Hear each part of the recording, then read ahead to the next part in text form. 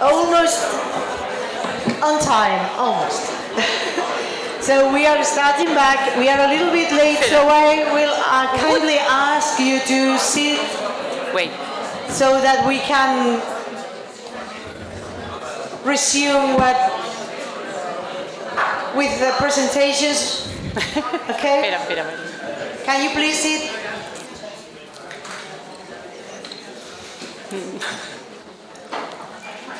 Rosa Ruiz, por favor.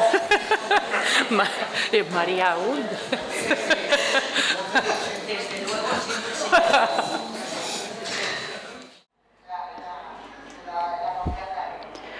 Well, we're two close friends, so... We are back now, and I am going to introduce you to Celia Martinez Yáñez. Just 1 minute for me to check the... Toma, aquí, toma. Okay. No, okay. Here, okay. Celia. Celia, apart from a good friend of mine, is here in representation of ICOMOS International. I'm going to switch into Spanish. Celia es profesora titular. Celia is... Can you please be quiet just for me to be able to present Celia? Thank you. So, I was saying... Well, I was saying that Celia is a professor at the Department of Art History at the University of Granada. She's a member of the board of ICOMOS International, and she's the vice president of the scientific committee of cultural tourism in ICOMOS. She's in charge of the coordination of the chart of international chart on tourism, cultural tourism, heritage, and she's also a member of the 2020 Europe Council. And well, thank you very much for being here. We always have your support, which is amazing, so the floor is yours. Okay, so it is my pleasure to be here. Thank you, Maria. Thank you to the Alliance of Cultural Landscapes and related World Heritage Sites for the invitation, but also for the work you are carrying out in order to approach very pertinent issues nowadays. Thank you as well to the Alhambra and Generalife Council that is working a lot on organizing a lot of meetings this year around the topics of World Heritage Management. And I would also like to thank all the technicians here, Maria Jose, and all the people that makes possible this meeting, and the translators as well that are also close friends. Now switch into English. I've been hesitating a lot on whether to talk in English or Spanish, but I will follow the main line this morning. I think maybe that will facilitate a little bit.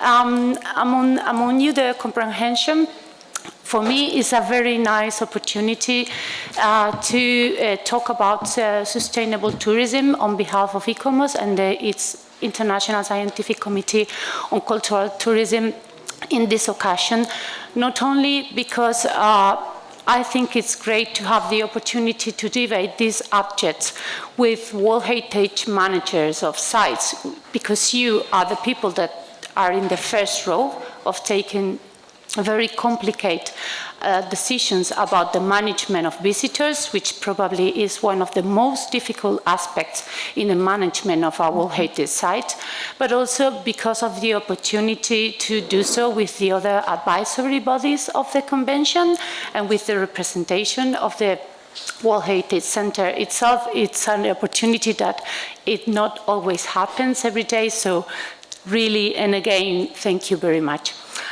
I will also like to start reminding that certainly the last 2 centuries have witnessed an incredible increase in the homogenization of heritage sites and destinations worldwide. Many of these have been redesigned and packaged for mass consumption, while others have led to decay. And this suggests that there has been a reconceptualization of heritage history provoked by tourism, but also that tourism is an activity with historical, economical, social, and cultural consequences which are much broader than those usually emphasized. In fact, tourism affects our understanding and our perception of the world in a way not only very intense given the age of this activity, but also scarcely controlled. These pictures of the transformation of the Alps in the last century show us very well how much uncontrolled can be the effects of tourism on cultural heritage and in nature. And why? Well, because I was saying tourism is a very age activity, it's millennial. We can trace back from the classic antiquity. So centuries of tourism choices, centuries of tourism industry and heritage marketing have shaped a kind of unconscious but really powerful tourist DNA of the humanity that somehow determines people to visit the same places and at the same time for centuries. So I wonder, can we really persuade with the best tourism strategies and heritage strategies, can we really persuade international tourists to not to visit the San Marcos Piazza, but rather the Venice territory? Well, I'm afraid we can't. Because the truth is that it was not only Piranesi or the Grand Tour which prompted the overuse of certain sites. The first attempts to categorize World Heritage did so also in the past and nowadays. And the World Heritage List has, of course, put somehow the cherry on the cake. It increases the attractiveness and the visibility of well-known cultural sites and leaves in the shadows of tourists of the mental map many other sites that will deserve greater recognition. When we look at the convention, we also realize that the convention text itself doesn't talk really about tourism much. The operational guidelines have been dealing with tourism much a bit later, from 2005, and we don't have a lot of management plans. The management plans that are really addressing tourism are increasing now, but this has been a difficult issue to confront, and it's an important also issue to deal with for the future of the World Heritage Sites protection and the future of the convention itself. It is very clear that the use of heritage in economic growth-based strategies, which are outside the convention, has been really successful, but these economic growth-based strategies have failed to deliver equitable benefit share. It is also very evident that when tourism is responsibly planned, developed, and managed, it can provide direct, indirect, and induced benefits among all the dimensions of sustainability. But the truth is that what has exploded globally is rather, maybe sometimes, too many times, an unplanned and poorly managed tourism that increases the unfair and unsustainable exploitation and the banalization of heritage, not because, nothing in particular, but because what I see, and probably you also do in your sites or in other places that you visit, is that there are a lot of visitors who use the heritage sites as an scenario, as a must-see, not exactly as places that you really want to enjoy and share, but places that you visit really, really fastly and in an eroding way. And these have left tourism-dependent communities, but also have eroded somehow some heritage values and meanings.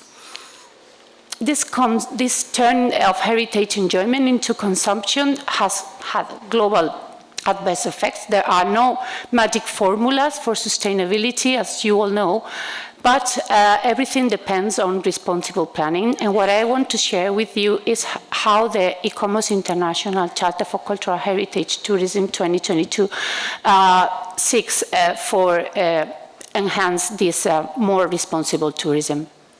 ICOMOS has always been conscious of tourism's deep effects on cultural heritage and on natural heritage too, because in his work as an advisory body of the UNESCO World Heritage Convention, ICOMOS has been dealing with the effects of tourism on World Heritage Sites, sometimes at times, especially at the beginning of the convention, when there were scarce orientations concerning tourism and scarce requirements concerning the sustainability of tourism. And it's not by casualty that ICOMOS, in fact, created its International Scientific Committee on Cultural Tourism in 1969, only 4 years after ICOMOS itself was created, with, by the way, its 65th anniversary this year. ICOMOS issued the ICOMOS Charter of 1966 and 1999 precisely to have some orientations to deal with tourism when there were scarce recommendations specifically devoted to that relationship. And I always like to stress how, for example, the 1976 Charter was incredibly pioneering in quoting the ethical aspects linked to tourism. These charters are still relevant, but the truth is that the impacts of unmanaged tourism, climate change, global economic disruptions were demanding a new tourism approach that was grounded in people, in rights, in climate change adaptation and mitigation, of which we have already heard this morning, and the enjoyment and protection of heritage within the heritage commons theory, to which I will refer later. And that's why in 2017, we decided to start actualizing the 1999 previous charter, and I had the privilege to be elected by my committee, by the Committee of Tourism, to coordinate this goal that we adopted. As you see, we are very, very happy here in our General Assembly in Bangkok in 2022.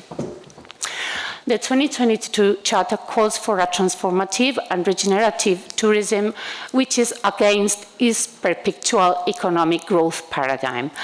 We strongly believe that heritage is of common nature and fruition, so it must be managed for the common good and with participatory governance. When dealing with the theory of commons, we are strongly and from a very conscious way doing a position against the commercial private capture of heritage instead of exploitation of heritage and the purely economic vision on development. We really want to encourage a shift towards development understood in terms of well-being and quality of life. We think that cultural tourism must be part and must be planned within heritage protection. And we are very much persuaded that cultural tourism is nothing but a tool to guarantee a fundamental right: the universal physical, intellectual, and emotional access to culture. So therefore, it must be a shared responsibility among all concerned actors and communities. The Charter encapsulates these irrefutable demands in several principles, which of course I cannot explain one by one. So what I usually do is to group them. Principles 1, 2, and 5 aims to manage tourism at cultural heritage places through management plans which are informed by carrying capacity. The concept of carrying capacity has been increasingly and hugely criticized. We still think that if we really aim to have a sustainable visit to heritage sites, and especially World Heritage Sites, this needs to be done according to indicators of the several dimensions of carrying capacity, not specifically limits, which is the core of the criticism, but rather to know which is a good approach to sustainability. And this, of course, need to lead to do visitor management strategies, even if they are unpopular. limit group size, time access, restrict entry when it's not appropriate, close sensitive areas providing remote access, increase opening hours as the Alhambra has done, zone compatible activities, and bookings, which is sometimes is the only key to control and to manage visitors. And of course, it's very important that the tourism industry and the sector agrees and collaborates in the implementation of these strategies instead of going against them. And it's very important to require that they finance conservation of the sites which are exploited by tourism. The Alhambra is a very nice example of how a place that was completely overcrowded became an international example of the use of carrying capacity as an instrument to manage visitors. And it's also a very interesting example of how tourism has shaped conservation and restoration measures, and tourism has also shaped the perception of the sites. If it was a huge mass tourism destination, even in the 19th century, it became an example of sustainability later due to the use of these indicators, and today is also maybe time to think again the visitor strategy of the Alhambra. The Alhambra is planning its next plan director, so probably this will be an important aspect to deal with. The principle 3 of the Charter aims to promote an accurate and sensitive interpretation and presentation of sites. And the main reason for this concern is because we know that public visitation is the main source of heritage knowledge and dissemination for most of the citizens, for most of the people that are not experts in heritage. So it needs to be grounded on scientific evidence and on local visions. We also believe that interpretation and presentation are key activities of cultural heritage protection, so they must be regulated, professionalized, and led by heritage disciplines. There are huge differences in Europe in this regard, and this is a subject that I would like to deal with in the workshop of tourism sustainability that we will have later.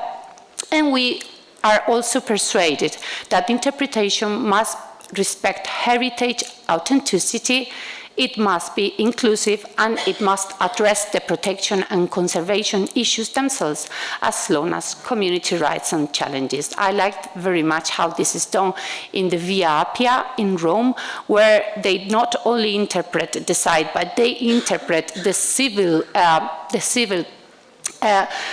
fight for protecting the site itself, and they also interpret how this place is engaged in the Constitution of Italy itself. It's very nice.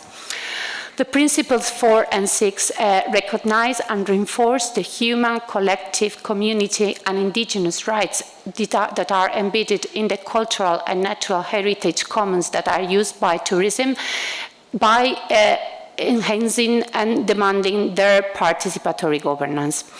This means ensure civil society involvement in the decision-making about these heritage commons. It means to provide inclusive access to economic opportunities, recreation and enjoyment, and a fair benefit share. It means to ensure gender equality and respect for diversity, and include traditional owners, minorities, and disadvantaged groups. And this is not easy. Heritage experts, we are not experts on engage different communities. We don't know how to target the important people. So I think that all of us, we really need experts on inclusive governance, and we need to increase our own capacity building in this regard, because we are demanding that involvement, but I'm pretty persuaded that not of all we know really how to do it properly. As an example of this, I would like to bring these images of the Ifugal restaurations, when the Committee of Tourism had the privilege and the opportunity to assess a little bit the authorities and the communities about their future management plan. And our plan was doing so, recognizing farmers and farming activities as the key activities for preserving a traditional landscape, but also as the key activities to be showed to tourism and to tourists, and to rely on the traditional law and the traditional agriculture as the most interesting way to deal with a place like this. And I think it was a good strategy.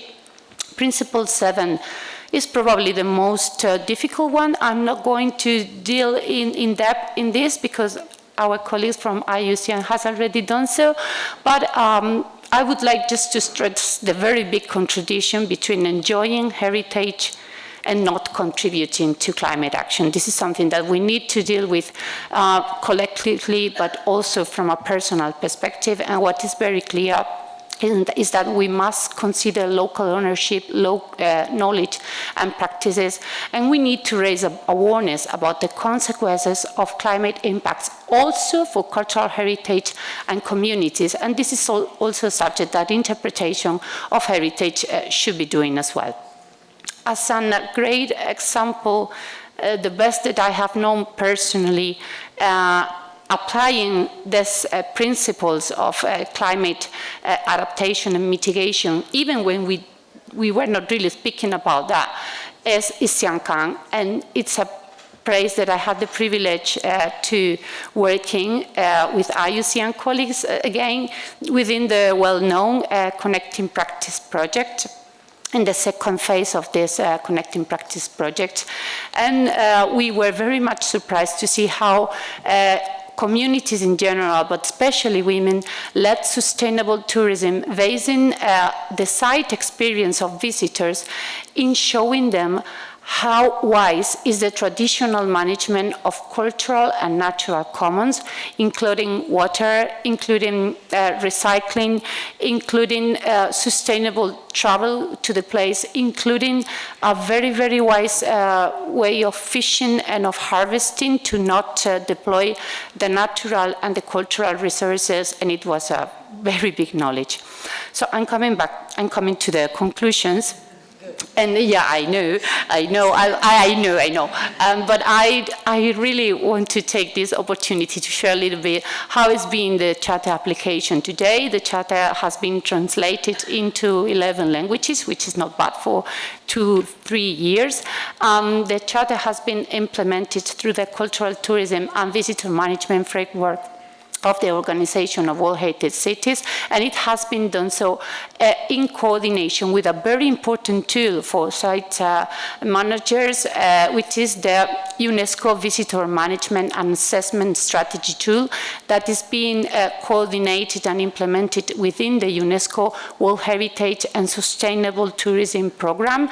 Is a tool which is absolutely practical to assess sites and to implement measures. And I will refer to this later in the specific workshop. The Charter has been implemented with the United Nations Tourism Organization, and in order to promote accessible tourism, but which is respectful to the heritage integrity. The Charter has been adopted in the tourism law of Philippines and Colombia. It will probably also inform Serra de Tramuntana tourism management. We will talk about this later, and hopefully also Ribeira Sacra, which is also represented here. E-Commerce Italy is going to do a prize on how to implement the Charter, and we have, and I'm very, very grateful to have the Norwegian UNESCO Commission financial support to implement the Charter. I strongly recommend again to have a look at the VMAST, and we will deal with that later. Simply, I would like to share with you and to invite you to be involved in the in this principles application in the future. We are working in an operationalization document which will include a survey within e-commerce and then later to see how this charter can be landed in regional guidelines, tourism assessment and policy development support which are adapted to several sites. We are looking for a database of good examples of the application on these principles, and that's why for me it was so important to have the opportunity to talk with you and to collect the many good experiences that I'm sure that you can share with us. For us, it's key to continue cooperating with international, national, and regional agencies and organizations that have already, many of them, been included in the charter draft itself, like UN Tourism, IUCN, which also participate in ECOM, the UNESCO World Heritage Sustainable Tourism Program, and the VMAS, the tool that I said before, that has been also coordinated with the Charter. We did a very important meeting here in the Alhambra some months ago, precisely to start this collaboration with the advisory bodies. And of course, we want to do that because we want to support the communities that are engaged with or that are seeking for a more transformative, sustainable, fair, and responsible cultural tourism. And that's all. Thank you very much for your attention.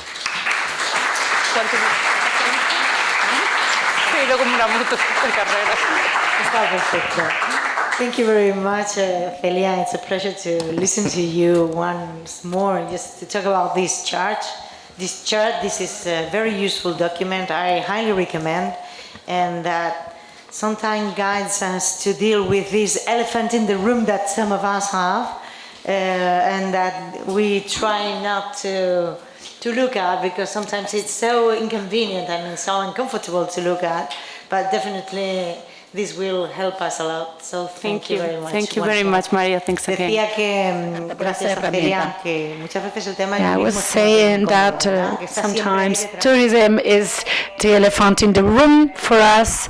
So it's something we don't like to look at, but we actually need to approach. And some of the site managers have huge problems with tourism. For others, it's something they want to have, and they don't know how to get to involve tourism in their activity. And this chart is really very interesting because it offers a number of strategies and principles to ensure that this tourism activity is sustainable, and it's something that is not going to be a problem, right? So thank you very much, Celia. So we're going to continue with the presentation by Nicole Franceschini.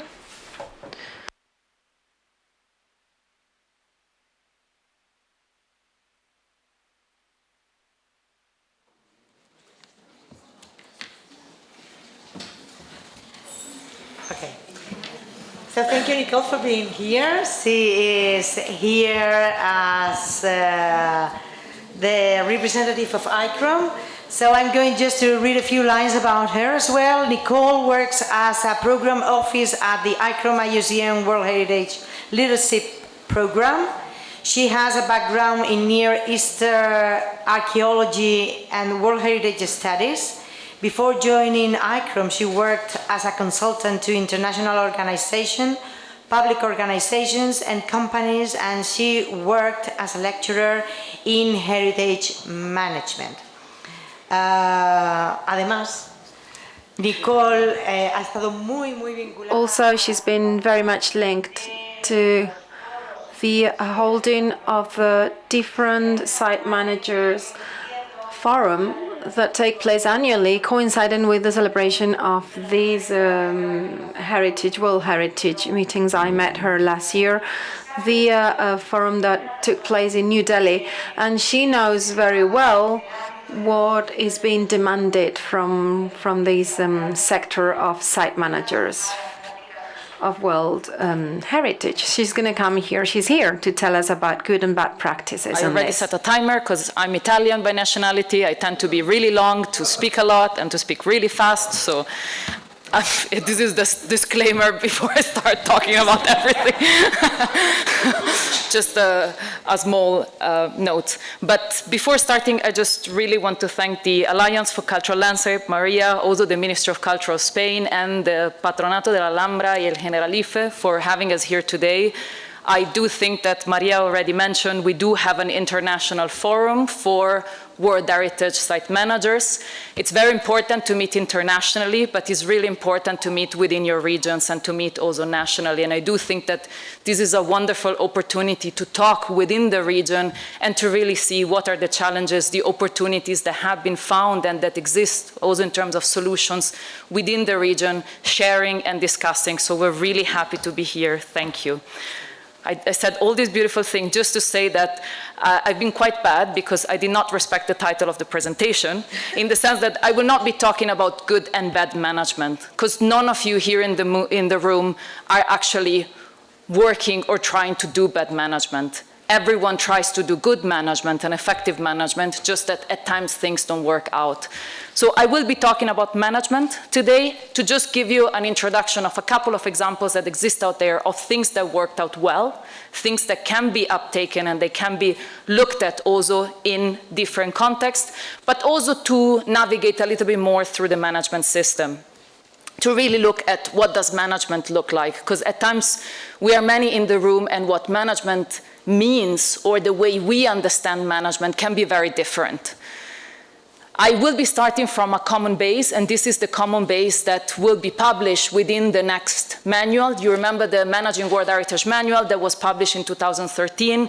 We are right now working with colleagues of the advisory bodies and the UNESCO World Heritage Center to revise the manual. And at the base of the revision of the manual, there was really a lot of thinking around what does management look like?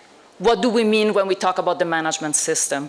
And this is really very much what we came up with in terms of not only what the advisory bodies and UNESCO came up with, but this is really the results of working with site managers, mapping, understanding the variety also of management systems that exist out there and governance arrangement that exist out there. So when we're looking at a management system, we are looking at understanding our heritage place. And I know that I'm coming to your favorite term, because if you are a site manager, I know you can't go one day without saying the magic word that is outstanding universal value. And of course, it starts exactly from there to really understand what does the outstanding universal value means for me, for my site. What do I do with that statement? Where can I find the values, the reasons why this place is important, and where do I find the things, the elements that I need to protect and conserve? But over the years, and especially coming very strongly from site management, we have matured the understanding more and more that despite that, yes, within the framework of the World Heritage Convention, we do have our outstanding universal value. Heritage places, though, are very complex. And the outstanding universal value is one reason why a heritage place is important, but it's not the only reason why a heritage place is important. The outstanding universal value tells us the reason why this place is important at the international level, the reason why this place is so important that all humanity needs to protect and conserve it. But there's a lot of other heritage values at the national and local level that are important and they need to be conserved. And when we're looking at properties at times, what we see is that this site and these properties are made of many heritage components. The same place can be valued because there's a monastery on a sacred mountain. It can be a protected area, but it could have industrial heritage inside it. And we do need to understand our heritage places in the much broader context, which brings us really to understand and to ask ourselves and to ask also our communities, to ask all our fellow managers, to ask our rights holders and our stakeholders, why is this place important? To really go deep into assessing and understanding our heritage values, but also understanding what are the elements that need to be protected, to be conserved, and especially mapping them, putting them on a map. Explaining this, sorry, am I audible now more? For the translator, thank you. And to really putting them on a map that we can share with others. And I will come in a minute of the reason why it's important to share with others and to have things on a map, especially when it comes to development projects, especially when it comes to communicating with those that do not read the operational guideline every day and every morning like we all do. We know that the operational guidelines are your favorite book. We definitely know that. And I'm just giving you a couple of examples because it's very interesting how this is done in different contexts. And this one is Pimachow-in-Aki, which is a site in North America, which is still part of our much bigger region, where that understanding of the reason why a place is important needed a strong input by communities, in this case indigenous people, to really understand those where divides could exist. There could be a national system that recognizes and defines a place important for very specific heritage reasons that do limit the understanding of the place. And in the case of Pimachow-in-Aki, it was essential to have this discussion of why is this place important together with communities, to have a full understanding of the reasons why, but also to have a full understanding of what we need to protect and conserve when we are coming to the process of management and management planning. And similarly, colleagues in the High Coast, so in the transnational side between Finland and Sweden, a key element of setting the new management plan was really dissecting that statement of outstanding universal value. Is taking the statement and ripping it apart, literally, to underline what are my values, highlight what are my attributes, and understand what might be missing. What are the attributes that maybe were not directly mentioned within the statement of outstanding universal value? What do we need to understand further to have a strong base for our management planning process? And what is also important, and this comes from the Wadensee, is that all this work in understanding and mapping values does not only need to stay within the realm of heritage professionals. It's not just about agreeing within the heritage sector of the reason why a place is important, but making sure also that others understand the reason why this place is important. That we also explain communities, colleagues that work with the traffic department, with the harbor management department, with the trash collection department, the reason why certain things can be done and other things cannot be done. At times, we had this conversation, for example, with colleagues at times within city that they told us, the traffic department hates me because I always say no. But then I started explaining them the reason why I say no, and actually there was a bigger understanding. There was a bigger understanding that these certain things could not be done because they actually created trouble to historical structure. They created trouble to residents that live in an area. So it's really, really a good point and a good moment for us to foster that good dialogue. The heritage sector is a sector that works with many and needs to work with many, and we need also to come out from our own terminology and jargon to explain also the reason why something is important. And I know I'm standing in a place where I'm only talking about jargon almost, because I said a lot of outstanding universal value, but it's really important that these terms are also translated into your specific context and also within your specific legislation. Another key point was really the aspect that, and Alfred already mentioned this, heritage places do deliver benefits and services to society. And it's important for us to understand which benefits and services are delivered, but also to make a key distinction. The benefits and the services that are delivered are not the reason why we protect a place. We did not put a heritage place, a World Heritage property on the list because it generates money. We're not protecting it because it generates money. This is a benefit that comes from actually making sure that this place continues to exist. But we do see it because Celia already mentioned it, through tourism, direct, indirect employment related to tourism. Our places are key for education, for bringing communities together. They're also key for society. We do see that in a lot of post-conflict reconstruction effort, heritage is put at the center, and this was key, for example, with the Mosul project in Iraq. But we also see that heritage can be a place where we bring together economy. We have places where we have restaurants where we can foster also that connection with the zero-kilometer production, to have places of excellence, to make sure that within these regions we actually connect producers with those that need products, for example. This is the example of the Dolomites, where many years ago there was a project done to connect the valleys with the mountain huts so that the production was all done regionally and they would be certified.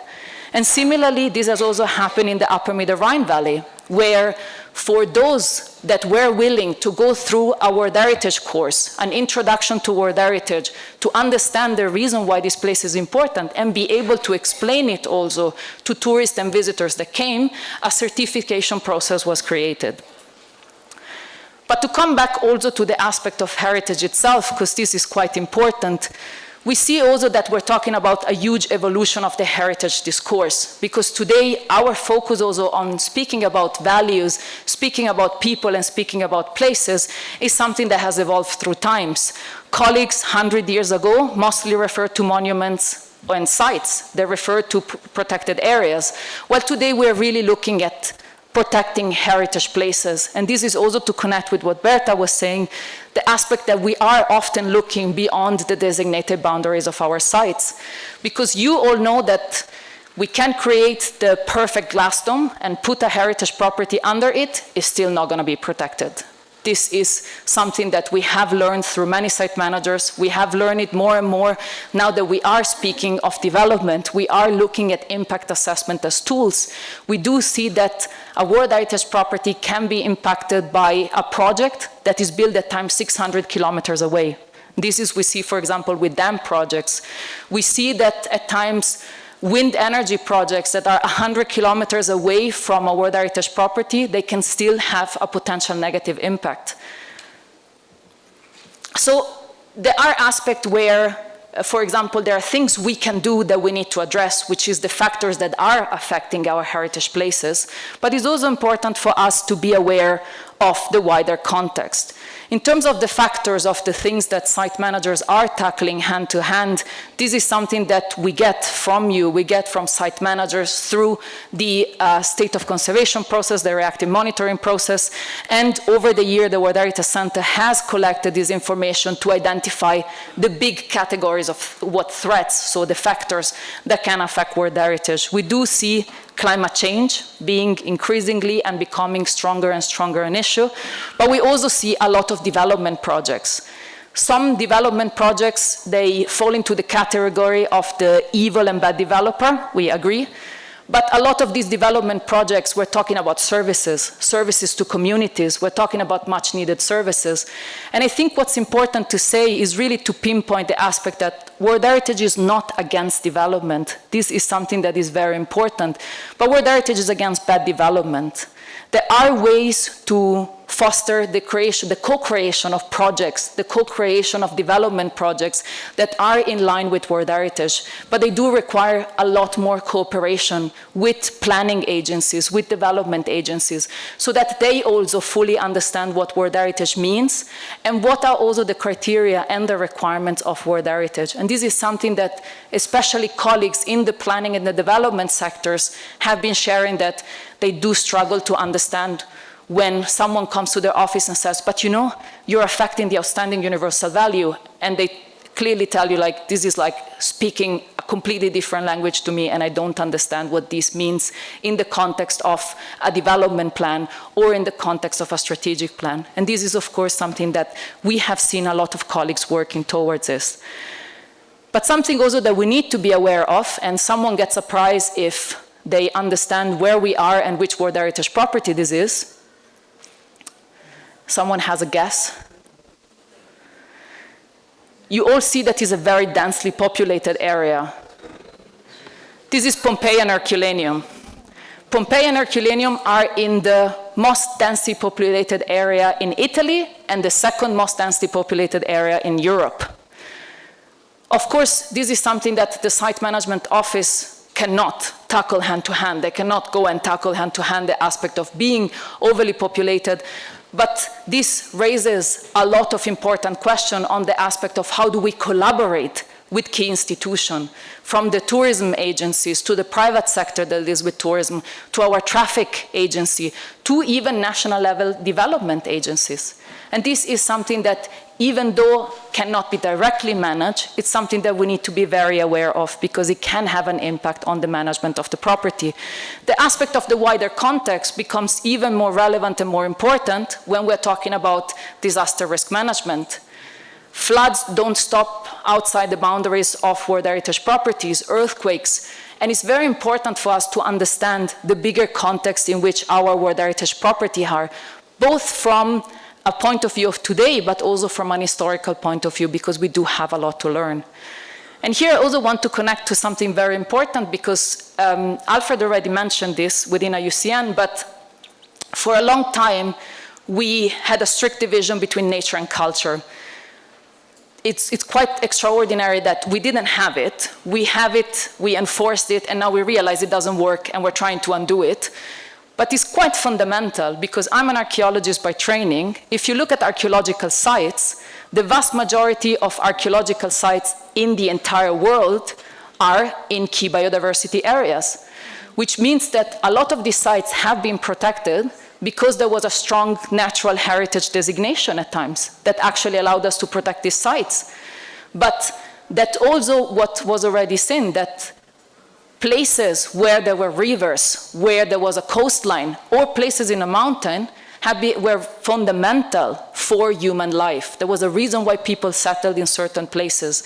And nature, geography, was vital to also select these places, either for defense or for the provision of foods and the provision of services. In terms of governance also, something that is quite important is that we have come also to look at governance in a much more comprehensive way. And today we look at governance through 3 key groups. We're talking about managers, rights holders, and stakeholders. Managers, because we do also understand, and this was really thanks to the sharing of many site managers, is that when we're looking at a site manager, we're looking at someone who has a very incredibly big job. That is the job of coordinating big agencies working with one another. Agencies in many cases that have mandate responsibilities to manage World Heritage properties, and this coordination is essential and vital. We do have rights holders from indigenous communities, but we also do have at times owners. We have diverse owners within our World Heritage properties. Some of our historical buildings are in different ownership or in fragmented ownership, and it's very important also for us to understand the different rights. And as we have seen from many presentations, including Celia, we do have a really wide panorama of stakeholders. And managing World Heritage in terms of governance really look complex, and it looks like we're bringing together a lot of agencies, we're keeping informed a lot of agencies, we are also sharing information with a lot of different institutions, communities, and people. At times also, governance brings together different groups with 2 responsibilities. We see this, for example, in the case of rights holder and managers. We do have today indigenous communities that are also the primary manager of their heritage places and the World Heritage Place. But it's also important to make a key distinction between managers and stakeholders. We need to really understand who has mandate from a legal point of view to protect the site. This is something that is key to make sure that you can enforce the management of World Heritage.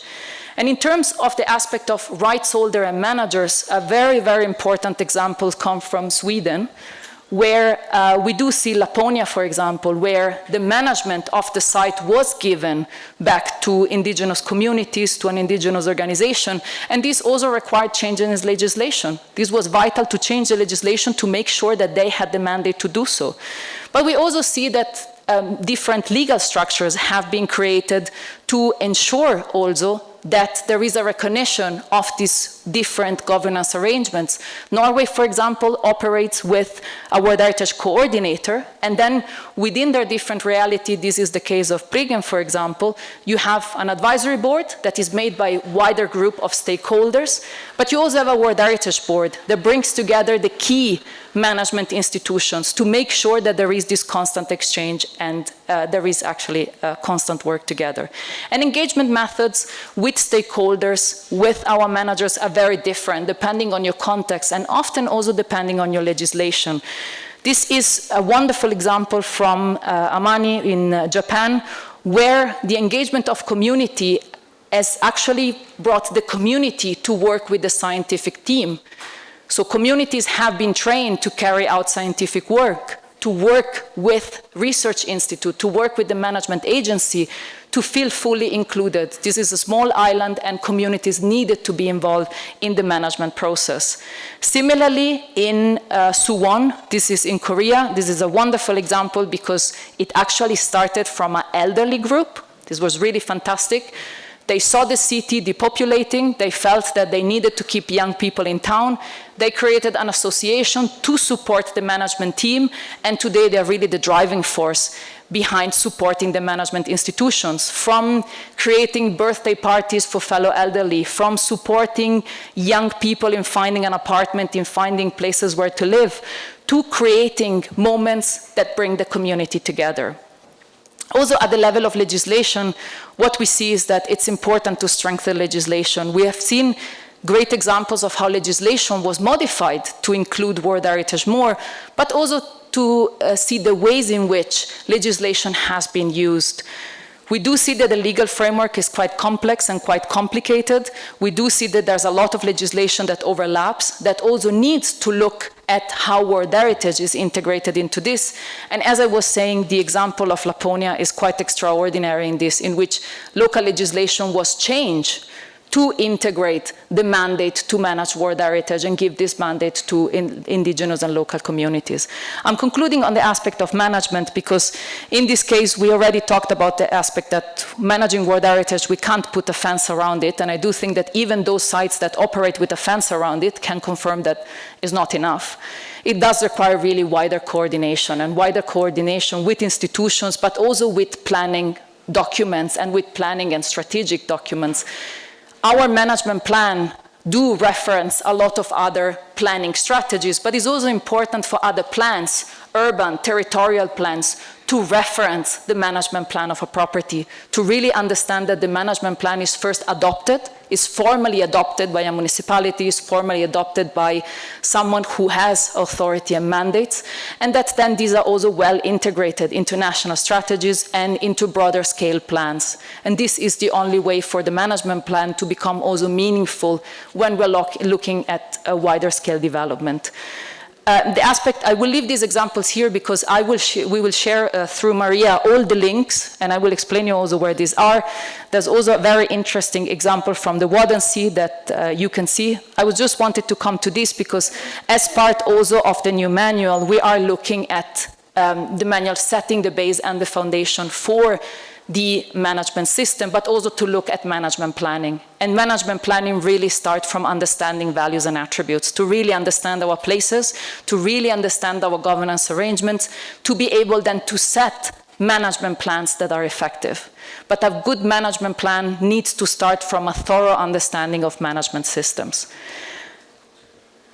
The results part, because it's also here, the results is really the aspect of strengthening our management processes, strengthening our governance arrangements, and the understanding of our heritage place to really deliver those results. And in the new manual, what's very important is not just results in terms of conservation results, but also the aspect of how do we contribute to wider sustainable development, how do we also contribute to communities locally.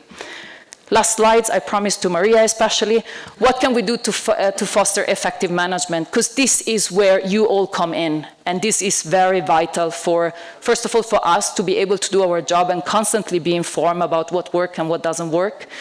I brought back your favorite book and your favorite collections of articles that I do know that you've all read multiple times the World Heritage Convention. I do know that you all read the operational guidelines at least once a night before you go to bed.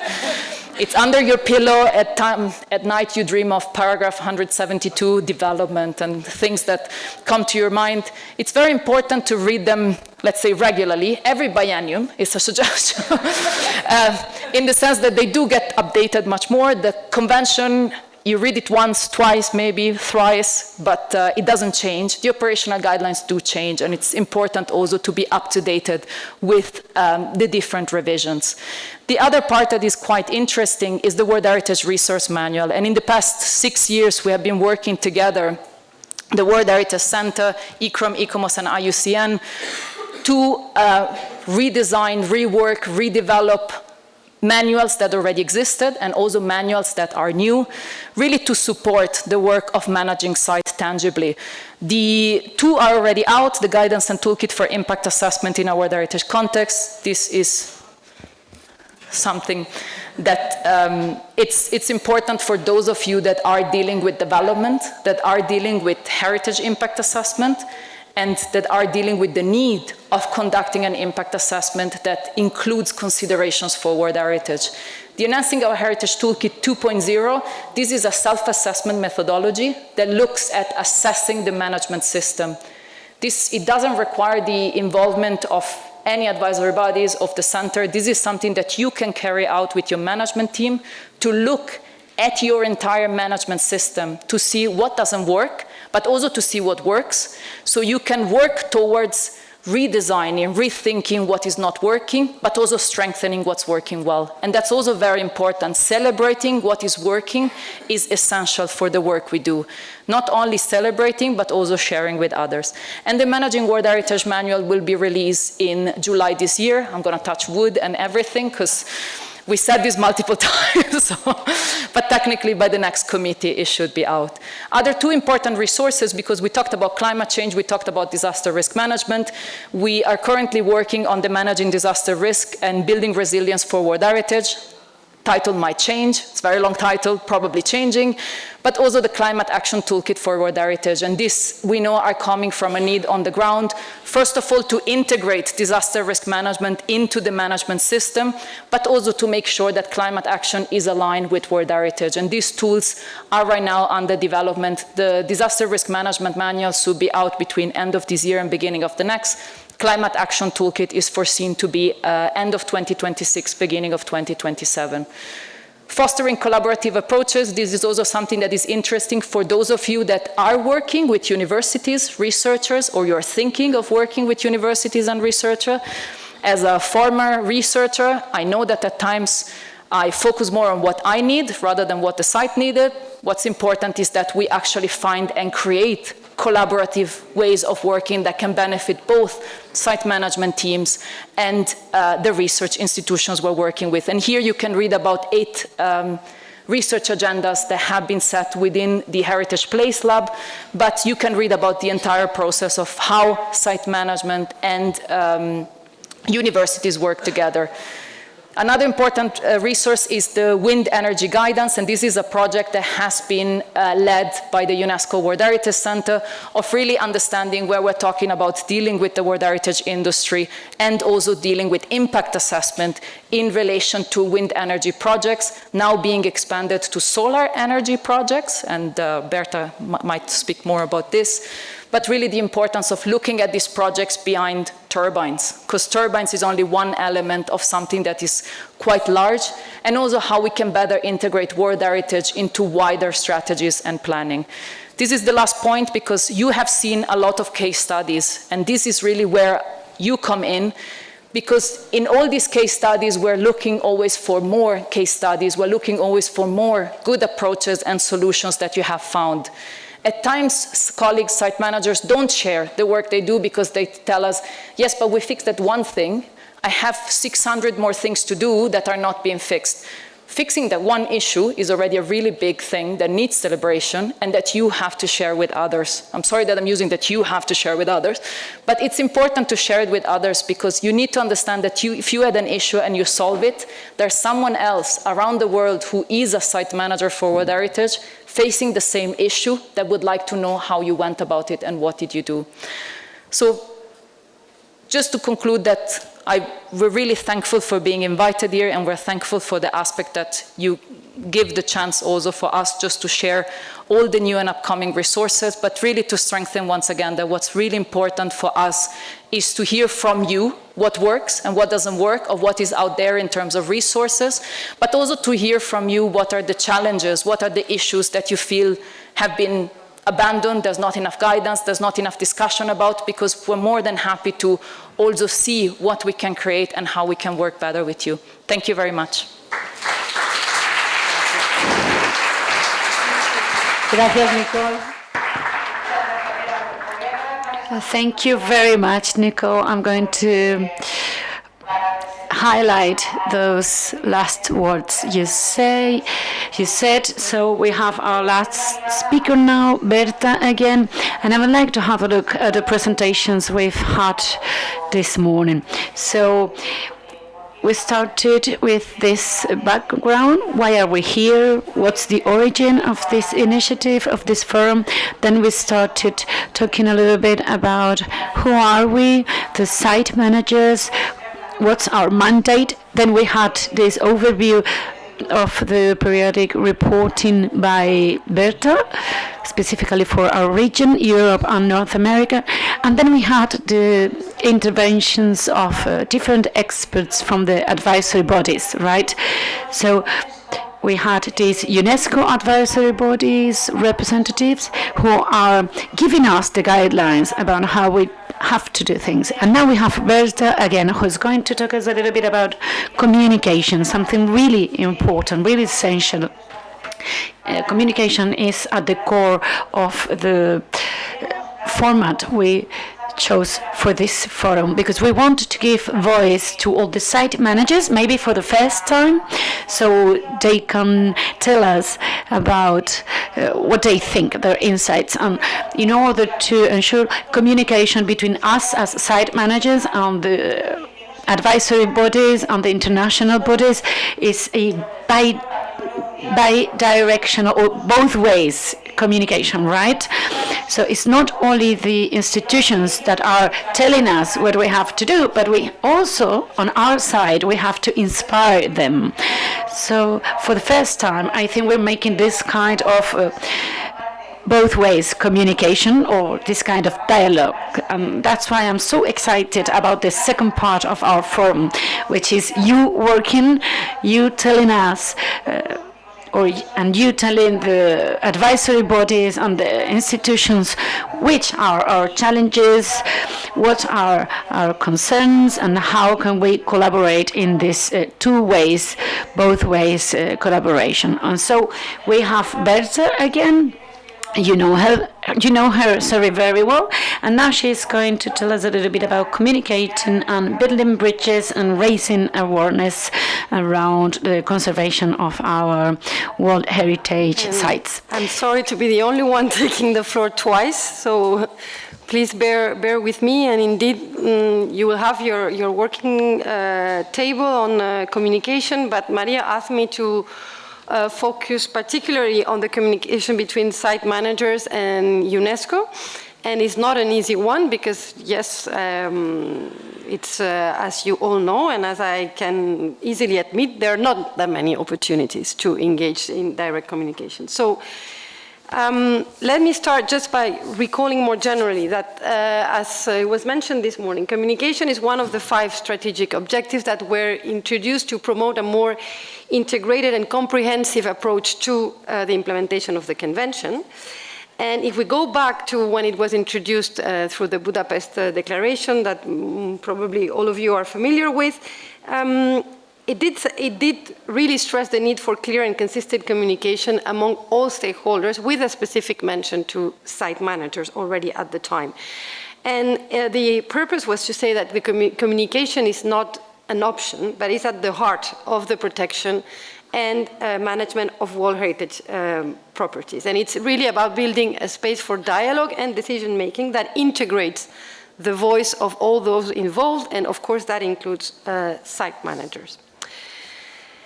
And if communication is not optional for protection and management, and as this is our favorite slide, I think, for UNESCO and the advisory bodies, we can just simply not make a presentation without this slide. But indeed, just to recall, protection and management is one of the pillars of the outstanding universal value. And of course, an effective management system depends on a number of features, on a number of elements, on the type of social, cultural, and ecological context, etc. And of course, it varies from one case to another, also simply based on the resources that are available. But in that famous book, in the operational guidelines, there are recognized the diversity of management systems, but it does point to a number of common elements that any effective management system should have. And let me just mention 2 because I think they are key to communication. One is a shared understanding of the site's universal, national, and local values among all stakeholders. So all stakeholders is to be understood in the wider sense. So that includes rights holders, that includes managers, and of course stakeholders at large. And also that an effective management system needs to show commitment to diversity, human rights, and inclusive and participatory planning. And this is where site managers become essential, because you are the ones who can make this happen. You are the eyes, the ears, and the voice of the sites. And therefore, you are this crucial link between the global implementation of the convention and the practical day-to-day management of the sites. So while indeed it is the state parties that ratify the World Heritage Convention, it's international law. So in the eyes of UNESCO, it is the state parties that are accountable for the compliance with the World Heritage Convention, and UNESCO will never turn to site managers to ask for responsibilities. We will always turn to state parties. But we know that you are the ones turning these high-level commitments into tangible actions. And so it means that in the end, the credibility and the sustainability of the system does rely on your work. And the integrity of the sites, the sustainability of the site does rely on your work. So we know that you are in constant contact with a wide range of stakeholders, the national focal points. So these are the organization that is designated by the state party as the responsible organization for the implementation of the convention when it comes to relationships with UNESCO. And there are many different cases in Europe and North America. It can be the Ministry of Culture, it can be an institution that depends on the Ministry of Foreign Affairs. We have all different cases. So as site managers, this is like your first entry point to communicate with UNESCO, but you, of course, in your daily work, you're also in touch, daily communication with institutions. Nicole was giving examples of scientific boards that are associated to the management of the site, etc., and of course NGOs and local communities. But so your role is not just the implementation of the convention at the site level, but it's also this coordination and this communication with the different actors. To do that, obviously, site managers are the first ones that need to properly understand the attributes of the site and the reasons why this site has this international recognition. You're the first ones to advocate for the site protection, and you're also the first ones to explain what these attributes are to very different audiences, and audiences that have never heard about outstanding universal value, as it was my case before I joined the World Heritage Convention. It is far from being a self-explanatory notion, and so this explanation to the outside audience, and it's really important. So you have this role in raising awareness. You are the ones communicating about the site, about the outstanding universal value, and therefore you are, of course, a central piece in the World Heritage system. So UNESCO knows that site managers are a central piece in the World Heritage system, and I'll talk about it in a minute. And a lot of the work we do, we have the site managers in mind as the end users of those. Of that work that we use and of the products of that work. But that doesn't mean that we have a practical and realistic framework to communicate on a daily basis. We do not. So we do maintain a comprehensive database of site managers of all sites all over the world with the contact details, and these details are not open to the public, but they are accessible to UNESCO and to the advisory bodies. And we do insist at every occasion that we can with the national focal points to keep this data updated. Of course, the periodic reporting cycle is an opportunity where specifically there is an official communication to all national focal points to update the site manager's data, but we use every occasion, because for us, this information is critical. Even if we do not engage on a daily basis with you, it is critical for us to know not who, it's not about the people, but it's really about the institution. What is the institution, what is the organization that has been designated by a state party as responsible for the day-to-day management of that site. And so, as I was saying, the periodic reporting is one of the opportunities in which we update this information, but it's also one of the two opportunities that we have, the UNESCO World Heritage Center has to engage directly with site managers, or more or less directly, I will say. I mentioned it earlier this morning. It's a global conservation monitoring mechanism, and it has been designed as an opportunity for this cooperation and this communication at the national and the regional level, at different levels, and of course, with site managers, between site managers and focal points. We understand site managers as being at the heart of the periodic reporting process, because as you know, it has two parts, and one of it is really to have first-hand information on the state of conservation of the site. It's the only opportunity that exists, because as you know, the committee only looks at some of the state of conservation of sites, and it's usually those that are considered on the thread. So aside from those, I don't know, maybe it represents 10%, 8-10% of sites that the committee looks at it on a regular basis. The only opportunity for UNESCO to have a sense of what is sort of the state, the health of a property is the periodic reporting. And that's why there is a section that is directly filled in by you as site manager. So it means that for us in this process, you are the starting point on the communication chain. This is where the first information comes to us. Of course, the convention, it's international law, UNESCO is an intergovernmental organization, and even in the process of the periodic reporting, the submission of the information lies on the national focal point. And we know there are situations where the national focal point doesn't necessarily agree with information that is submitted by the site managers. But at least this is a process, a well-established process in which this needs to happen. There is then, as I mentioned also this morning, this reflection period that opens up, and we are in the middle of that. And there has been a survey circulated to all of you, to all site managers, also to reflect on what is the usefulness of this periodic reporting process at different levels, so including in your planning and management work.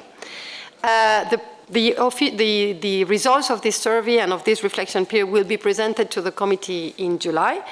But I can share with you already a preliminary analysis of the reflection period based on the replies of site managers, so broadly, not necessarily only in this region. And it's important, I think, to know that while there is a sort of overall acknowledgement that this process has encouraged collaboration, has strengthened communication between site managers and focal points, and this is seen, there is an overall, a general positive feeling about this mutual learning opportunity between, let's say, national authorities and site level. There is also half of the site managers that have answered, that have replied to this survey, that sort of regret that they don't know what happens with the data that they submit in the periodic reporting process. So when I was presenting the action plan this morning, the regional action plan this morning, I was trying to modestly to address this issue, to show to the people that are in the room what has been done with this data, how it has been used to inform sort of a more forward-looking instrument. But there is this feeling, just from this very simple short sample of this survey on the reflection period, that there is a disconnect between the national and the local levels, and that of course suggests that there is room for improvement in communication. The other well-established framework in which there is a direct communication between site managers and UNESCO is the reactive monitoring process. Of course, reactive monitoring process only concerns sites that are considered on the thread. And I have to say that there is also some pragmatism when it comes to Europe and North America, because of course this is 40% of the inscribed sites.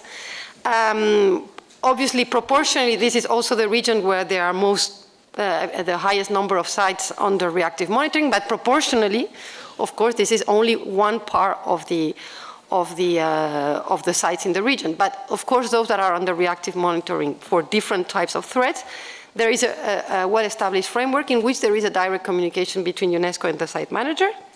And this is mainly the missions, the reactive monitoring mission and the advisory missions. I'm sure that you are all aware about the difference, but just to recall, reactive monitoring missions are missions that are requested by the committee, which means that then the report goes back to the committee, and advisory missions are missions that are requested by the states, so it's a voluntary process, and they need to be looking at specific issues. They can be management issues, they can be development issues, they can be level of implementation of corrective measures in case of list of properties in the list in danger, etc.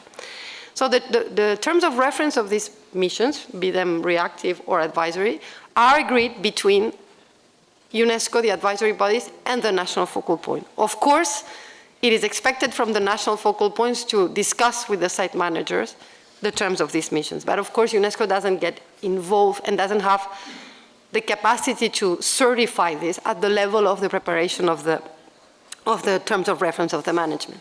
Where we do have a clear opportunity to say, if necessary, where is the site manager, is in the program of the missions, because the programs of the missions are prepared by the state, they are submitted to UNESCO and the advisory bodies by the national focal point, and if it happens that when we look at the program or at the list of participants, we don't see a site manager, this is also why it is so important that our database is up to date. This is one of the first things we will do. Where is the site manager? I'm not saying this is common practice, but it can happen. It can happen that we don't see the site manager in the mission program. How is that even possible? So, of course, those missions are a privileged moment. Again, they happen where there are issues. Otherwise, we don't go on reactive monitoring missions or on advisory missions, but there are key moments for communication between the site managers and UNESCO. It's probably the most privileged time we have for this sort of in-depth discussion. So, indeed, the World Heritage Committee is, as you know, the decision-making authority, and it is the committee that is responsible for inscribing sites, for monitoring the state of conservation of properties, etc. The committee and the members of the committee, the 21 members of the committee, work closely with the center, they work closely with ICOMOS and IUCN, etc. And we, while we are, as a secretariat, responsible for overseeing the implementation of the decisions of the committee, it is the responsibility of the state party to report on the implementation of those decisions. Again, when there is a decision by the committee, it means that there are issues with the site. Otherwise, the committee doesn't make decisions on that site. So in this decision-making structure, the site managers are not formally included. So there is a committee, it takes a decision, and the decision, it will ask the state party, what have you done with my decision? But we are aware, and the advisory bodies and UNESCO, when we are drafting the decisions, we draft the decisions and the committee adopts it or amends it, but we do have in mind that at the end of this chain, there are some of the decisions are to be implemented by the site managers. And we are aware that perhaps sometimes the very statutory, jargon, technical wording of those decisions, it's a very codified language, may not be easy to translate into action by site managers. And this is where we rely on the national focal points. They have to, there is also their work to translate the decisions of the committee into what can this, first of all, to divide responsibilities, because a decision of the committee can have 12 paragraphs and not all concern are to be actionable by the site manager. So there is this translation of the high-level decisions to the actionable changes and the site-level changes that the national focal points are responsible for, and we as UNESCO stand ready to support this process. But it's really important that national focal points feel this responsibility of translation. I don't have a better word, but let's call it translation. Nicole referred to it, so the annual World Heritage Site Manager Forum, it's really, again, a very privileged opportunity. It's important to perhaps recall that it was not always there. It started in 2017 in Krakow, and it has been held on ever since, but it was, I mean, a group of people need to propose that and say, again, how do we bridge this gap into these state-driven conversations and decision-making procedures with the actual managers. So the Site Manager Forum, it is a privileged opportunity, and the committee has reiterated its encouragement for this to continue. It does give site managers, as some of you have witnessed, the opportunity to have direct access to the debates and the conversation, both on nominations, but especially on state of conservation, and to get some insight into the dynamics of the decision-making process, which has also evolved during the years, but I will refrain from commenting that. So beyond these formal sessions, the formal sessions of the committee, the forum really gives this, let's say, less formal opportunity for face-to-face, and as Nicole was saying, to really share experiences good experiences, but also bad experiences and things that haven't worked in other sites that can be insightful and can inform decision in other sites.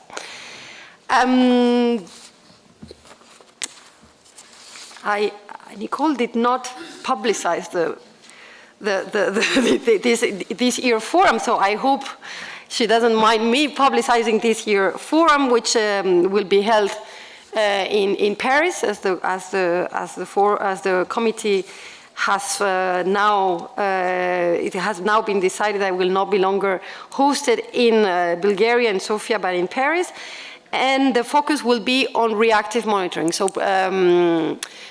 Priority will be given to site managers from sites that are under reactive monitoring. I'm sure it's not necessarily perhaps to specify this, but reactive monitoring doesn't mean that the site is on list in danger. It means that it's being, the state of conservation is being regularly scrutinized by the committee. So there is a number of them in the region, obviously. So please feel free to, the call is open until 4th of May. Until 4th of May, and the selection process will be done quite quickly. Of course, we look at priority is given to site managers that have not participated previously on this forum. And also the funding is really limited and it's reserved to least developed countries, small island developing states, but also for conflict and post-conflict areas.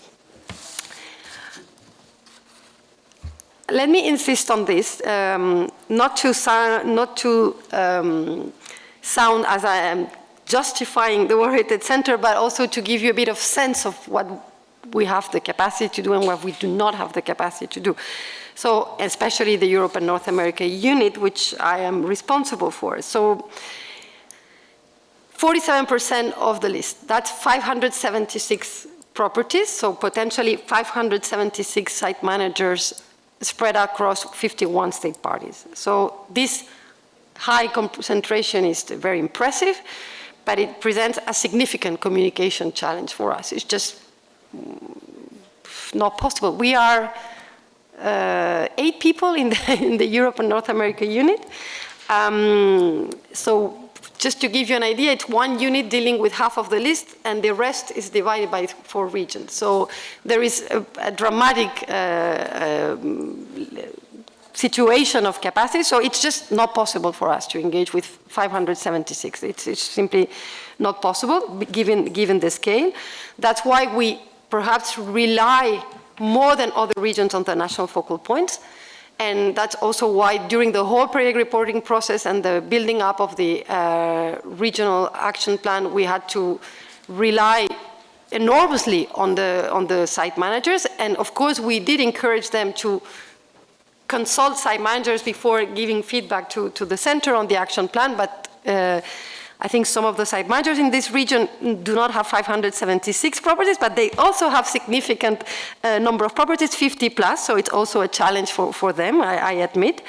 But this is also to explain why, perhaps in comparison to other regions, the national focal points are a key partner for us. It's our easiest and most direct way to reach also to site managers.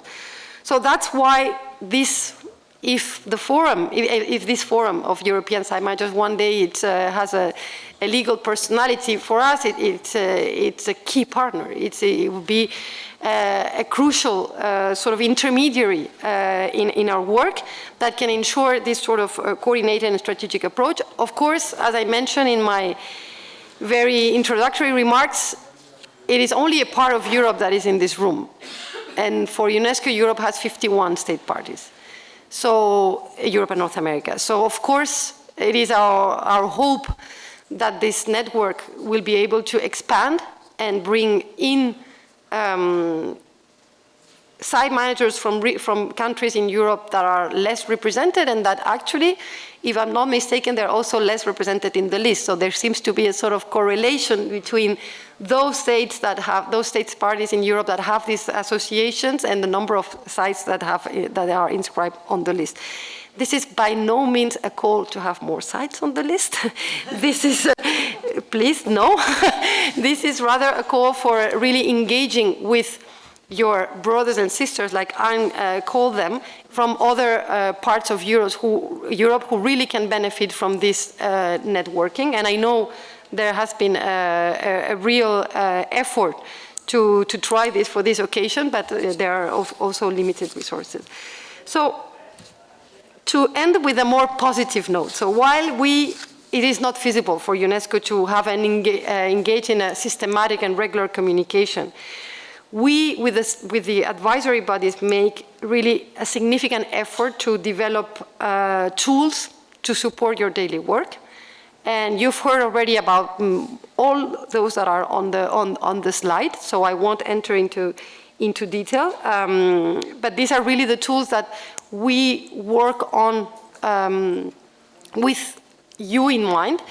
And just to mention the guidance for wind energy project in World Heritage context that we're currently working on expanding to solar energy.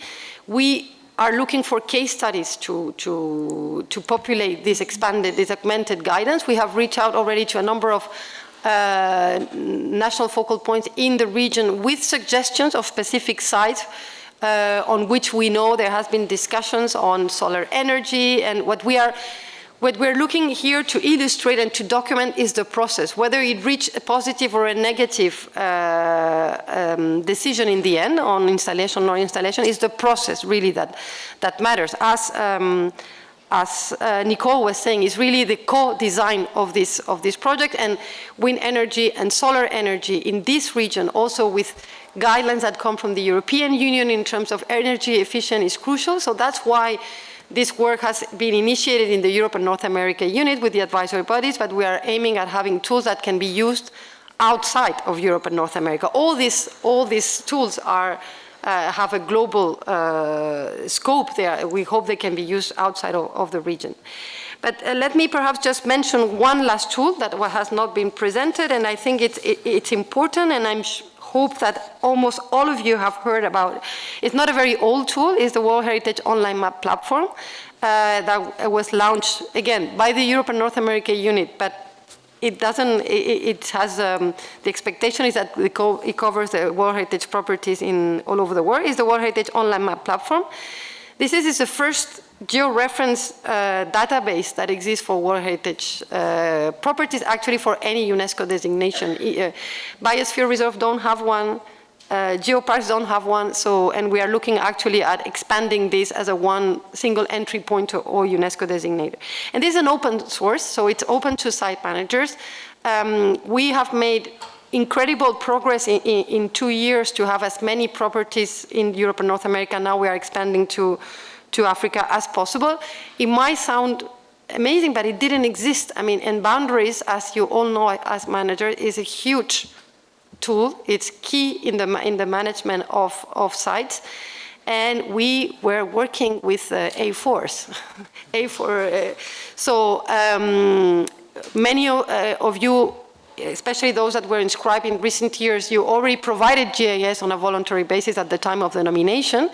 But this is not mandatory in the World Heritage system. So for Europe and North America, we use the periodic reporting cycle to go back to all properties to kindly request on a voluntary basis that you submit the GIS layer. So we do believe this is a useful management tool, also not just for site managers, not just for heritage professionals, but also for developers. Because when you're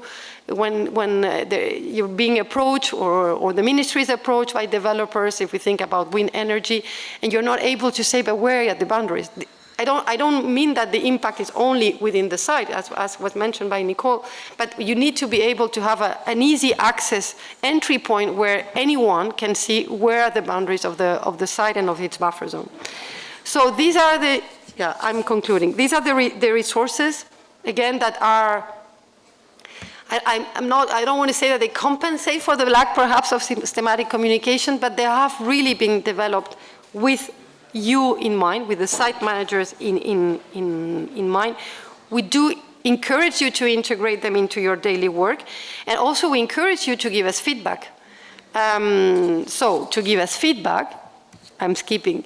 This is the email address of the unit.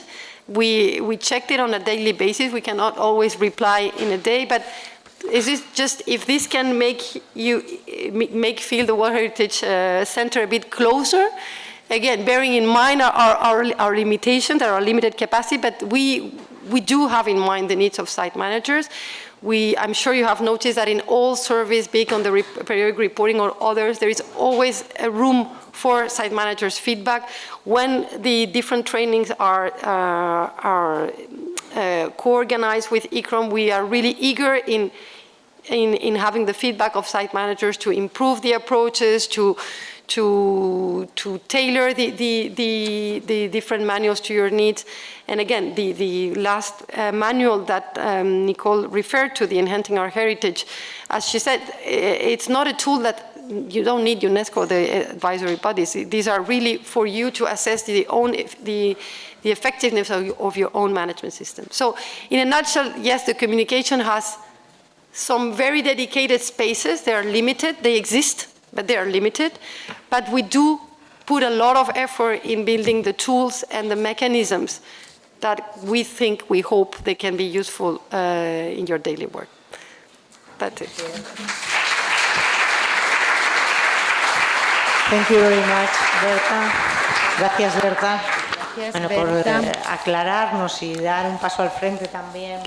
Well, maybe we should say that all the measures that are being implemented from the World Heritage Center are really essential. They are the result of great efforts on your side. So thank you very much for highlighting all those tools, and thank you for encouraging those who do not have these kind of associations in their countries to create them, because they can be this communication point or nexus between the site managers and the UNESCO and just like the national focal points and all the advisory bodies. All right, so thank you very much, Berta. And now, before we leave, we have 5 minutes. Please join me in the table. The coordinators and the rapporteurs of the different groups that I'm going to introduce you before lunch. Please. I am really honored and happy to present all the coordinators and raconteurs of the different working groups that we are going to have from now on. I think this is the core work of this forum and the real achievement of this forum, and it is to give you site managers the floor from now on. So let me introduce you to them and take the opportunity to thank them for the hard work that they have already done and that they are going to do from now on. And this is group number 1, the one related to site managers' role and mandate. This is Chris Blanford, you have already met him, and also Anne Ming Chi. So they will be the ones in charge of dealing with the group of site managers' role and mandate. Then this is Chema Lanzarote. He is from the Ministry of Culture of Spain, which will be in charge with Alfred de Jimis to take care of the group of climate change. I must say something. This group is in English, but this group will be in Spanish.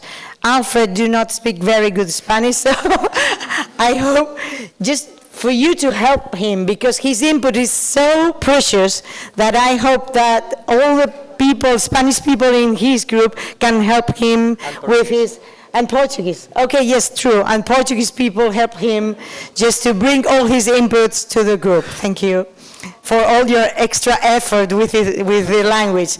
So the third group is Celia, you know her already, and Ana. Ana comes from the Tower of Hercules in Galicia, in Spain, and she will be the raconteur of the tourism group. Also a group in Spanish, even though there are people from France who speak Spanish, so you are very welcome to join this group. The fourth group is the one dealing with good and bad management practices, let's say, management, yeah, just following the lead of Nicole. And let me introduce you, you already know her, but let me introduce you to Tatiana Ditsdarevic. Wow, I already said it, I said it. Okay, Tatiana comes from Slovenia, he's a good friend, and he has been supporting very strongly from Slovenia this European network of World Heritage Associations, as long as Carlo Francini, who comes from Italy, from the site of Florence, and he is also the representative of the Italian Association of Cultural Sites, World Heritage Sites. Good. So this is the three of them will be in charge of the fourth group, management, let's say. And let's go to the fifth one, the one dealing with communication. And this will be Chloe Campbell. Also, even though she's small, she's huge support to all this European network of World Heritage Association. And the same thing I could say about regarding the volume. Okay. So he's Einar. Einar comes from Iceland and is representing the Northern League of associations of World Heritage Sites, representing Finland, Iceland, Norway, Sweden, and Denmark. All that many countries. So they both have supported this network as well very strongly, and they will deal with the communication building bridges group. Okay, so now you know who you are going to work with, and finally you are going to be gathered in different places. We will let you know about them afterwards. So now we are going out for lunch, and then please come back to this room, because we are going to then lead you to your working rooms, in which you will start with the different working sessions, and finally in the fifth working session we will gather again here for a plenary session, just to bring up with all the conclusions that we have reached during our working sessions. So have a nice lunch. See you. Can we leave the stuff here? Because we have I think that you can leave your stuff here. I will ask for the people to close the door, just for you to be assured that nothing happens with your belongings. Okay?